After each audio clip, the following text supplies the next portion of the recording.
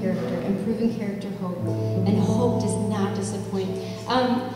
My Antoinette was somebody who knew that hope does not disappoint. She passed away a little way a few years ago from cancer, and it was crazy. You know, if you've ever experienced somebody who's passed away from something like that, you know how hard it can be, you know. And I'm reading news articles of people who want to give up on their life. They don't want to go through the suffering, they just want to end it now.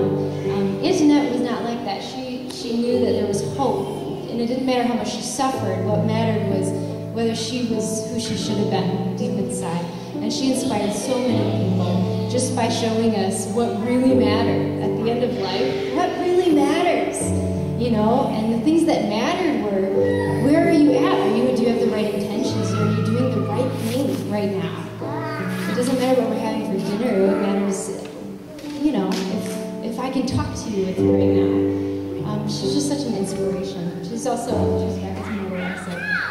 So she had a deeper, even experience of that than I did, you know, of her love. So she died in a beautiful way, like the autumn. You know, it was just a color, an explosion of color, and then it was done. And it was beautiful. This next song is attributed to her. It's also on the album, and I am very proud to share this.